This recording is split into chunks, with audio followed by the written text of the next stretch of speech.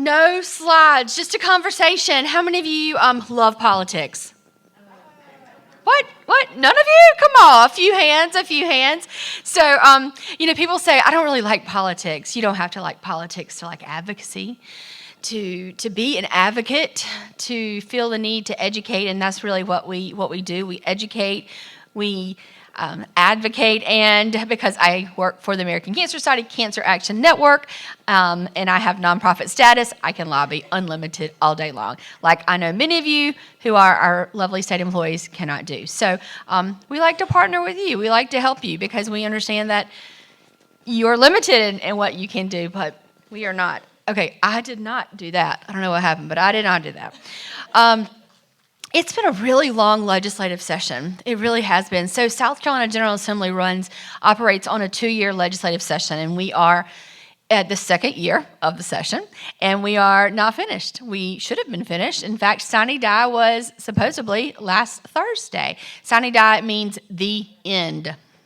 Simply put, the end. It was not the end because our General Assembly is continuing to meet. In fact, they're at the State House today discussing redistricting of our congressional maps. So there's lots of things happening at the State House, and it is quite an interesting time here in Columbia and really just around our state.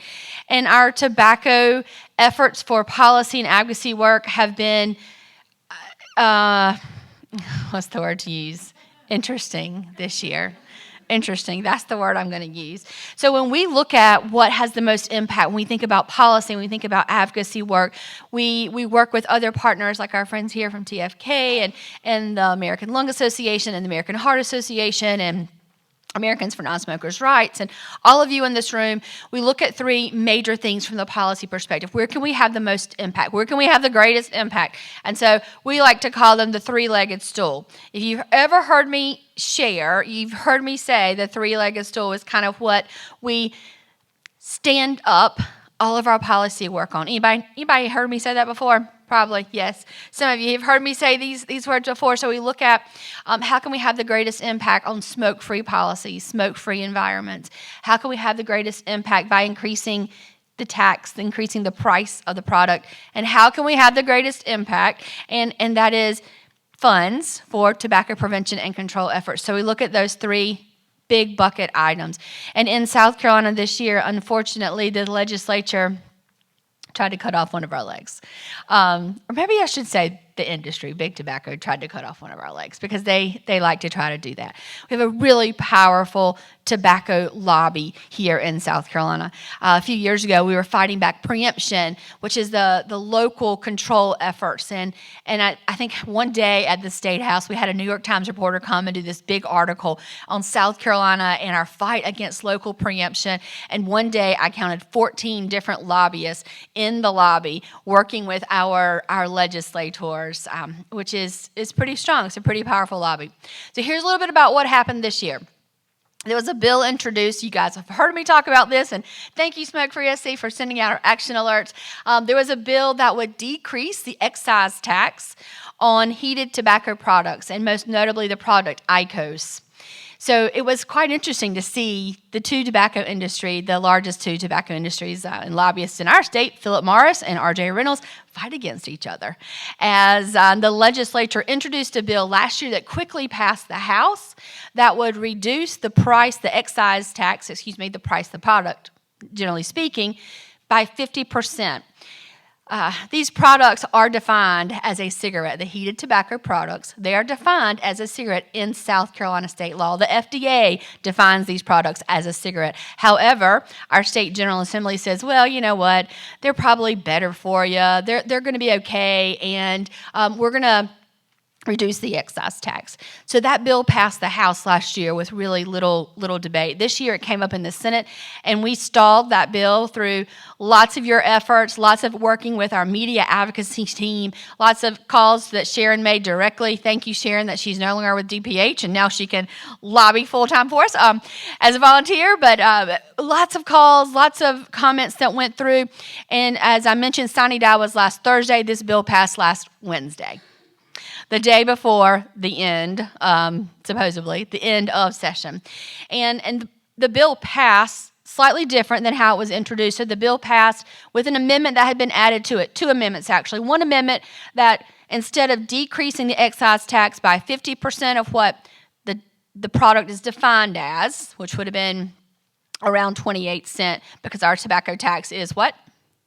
57 cents, there we go. So it would reduce that tax in half. Instead, now it's going to reduce it by 25%. Still, it's a reduction in the tax, or excise tax, and the product is defined, clearly defined in state law and by the FDA as a cigarette, combustible cigarette. Excuse me, not combustible, traditional cigarette. The other amendment that was added to that bill was a very weak tax on e-cigarettes. And unfortunately, as we look to compare ourselves to our neighbors in Georgia and North Carolina, that's exactly what the senator did from Orangeburg. And so the senator from Orangeburg said, hey, you know what? If we're going to tax these heat not burn products, the IQOS products, then maybe we should look at taxing e-cigarettes. And so we were like, okay. And always anxious to hear what they come up with on their own. And he said, let's just tax it just like our neighbors in North Carolina do. Well, North Carolina has a very weak law on taxing e-cigarettes, and that's exactly what the senator from Orangeburg did. So the bill passed with 2 amendments, and it passed pretty easily in both the House and the Senate. So that was one way that the tobacco industry tried to cut our legs out from under us. In the first year of the 2-year session, they also passed a vape registry, an e-cigarette registry bill that was sponsored by the president of the Senate and leadership in the House. And this bill, they were so excited about. Are you excited about this bill? No, we're not excited about this bill because it does absolutely nothing. But they were so excited, the legislators were so excited about this bill because they felt like this was going to allow them to track retailers in our state who sell e-cigarettes. I mean, technically, that already happens. So, and it's really not helping. And we know that this bill is not going to do anything for tobacco prevention and control, but that bill also passed. It was a vape registry. They called it a vape registry bill, and it's a very minimal fee that retailers have to pay to sell this product, and the Attorney General's office has been tasked with maintaining this list. It really does nothing, but they were very proud of themselves because they passed this piece of legislation. There's all kinds of bills that are also introduced this year. One, we're seeing some action in North Carolina, not really in South Carolina, but T21, which is also another interesting bill as we talk about T21, because T21 is the federal law of the land, guys. It is the federal law of the land. I had a tobacco lobbyist come up to me last year in session, and he said, Beth, I know you're going to be so excited to work. We're going to be able to work together. And I was like, dude, let me just rephrase how I'm going to say this. Not a chance, right? Not a chance that we are ever going to work with you. So he says, we're going to be so excited to work with you on this bill because you're really going to like this bill. We're going to work on a T21 bill. And I said, well, it's already the law of the land. And he was like, oh, no, but state law, it supersedes the Fed law. Right. I just said, okay.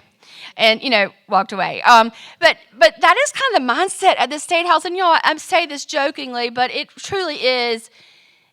There are so many educational needs, opportunities at the state level. And we need your voice because the General Assembly thinks that the tobacco lobbyists would never lie to them.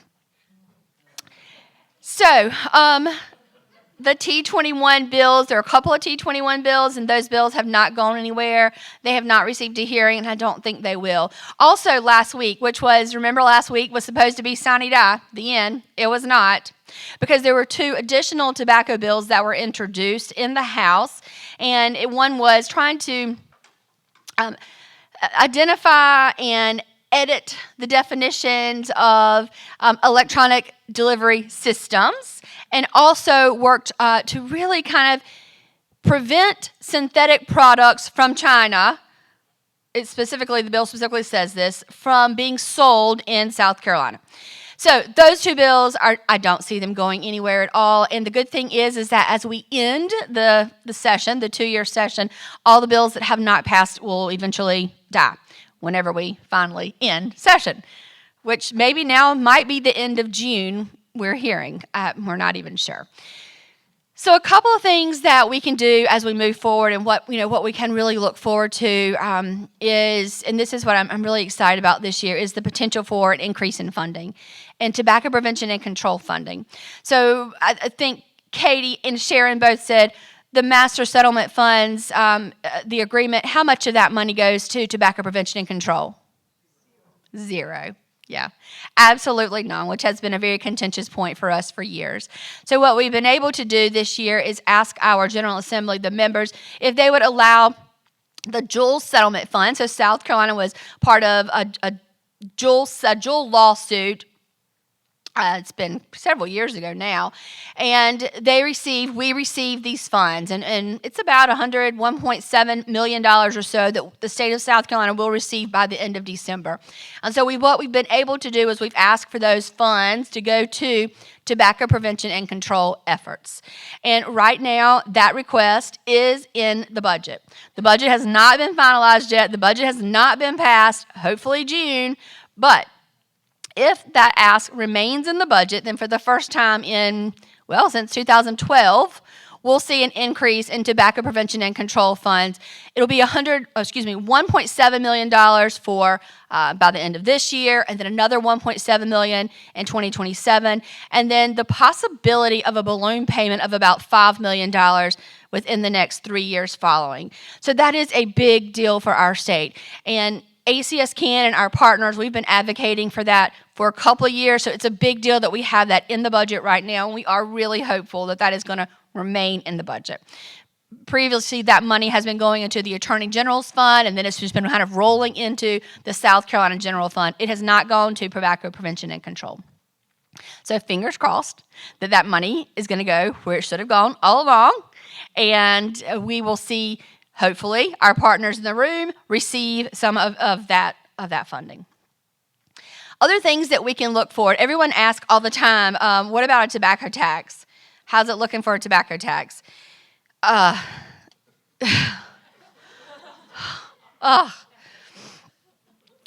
not good, guys. Probably not good. But here's the kind of the thing that I always have to look at is look at our state budget. And the Board of Economic Advisors actually are meeting, I believe, early next week. And so we'll see how the funds are looking for our state. South Carolina has been flushed with income the past several years. But as the General Assembly continues to decrease our taxes, that's a good thing. As they decrease our taxes, we're going to see less and less state revenue coming in. And they're going to have to make up that revenue if they choose from other places. And we have the best option for them. Let's increase the tobacco tax, right? Let's increase the tobacco tax. We have talked with some champions in the Senate about increasing the tobacco tax, and they're absolutely not interested. Not in the least are they interested. Many of them were around the first time that a lot of you all worked on the tobacco tax, and they know how painful it was then on their campaigns, and they don't want to do it. So we will have an uphill battle, but it still remains our number one top policy priority when it comes to tobacco prevention and control is increasing the price of the products. Other things that we can do is continuing to advocate for prevention and control dollars. And as I mentioned, the funding that we have or hopefully we'll receive from the Juul settlement, that's going to be 2 to 3 years. It's not recurring dollars that will be in the budget. So we'll have to look at, okay, how do we replace that? What do we do? What happens if South Carolina doesn't receive the federal dollars? We were in a place this year where we didn't think they were going to receive federal dollars. What if they don't receive the federal dollars moving forward? Then what are we going to do? What does that mean for us? How does that mean for state dollars? And can we advocate for additional state dollars? And I'm looking at my notes and I'm looking at our time to make sure I've covered everything.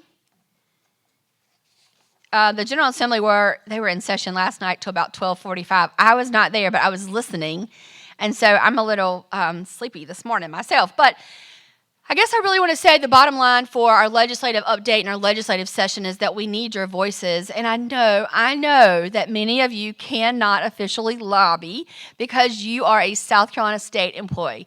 But here's the thing. We can use your stories. We can help use your voice. the partners in the room that can lobby, we can take your patient stories, we can take your voice, we can take your experiences, and we can share those with our legislators. So I encourage you to not be frightened or afraid when you hear of a legislative update or you say, well, I can't do that.